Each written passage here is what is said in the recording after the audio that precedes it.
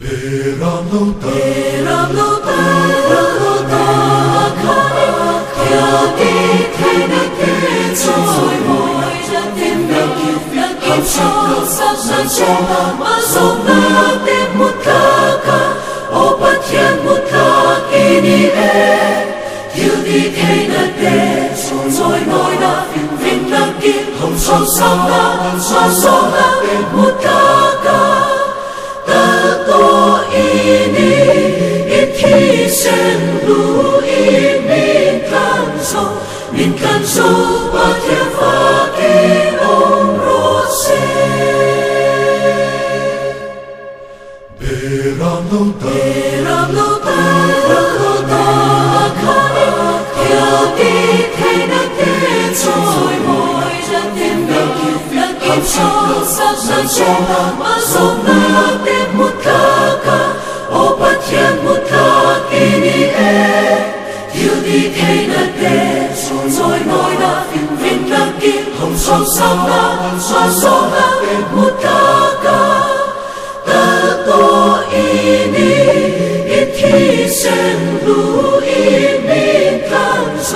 min kan so patya faki om rose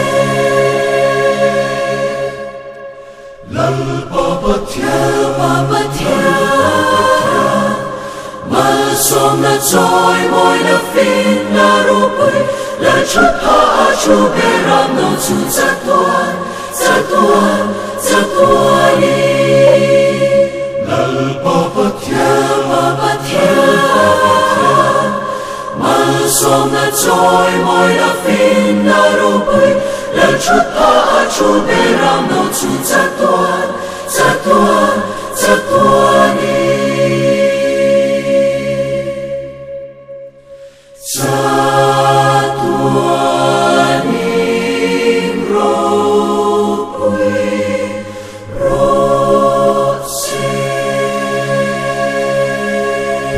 Matlang Presbytery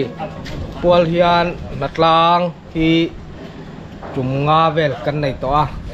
chuta chuan tha hi Zanni Borvel kan seng to a chuan kokran mi te kokran mi pui te kan hatlang tha thei khop me lo mom hle a kan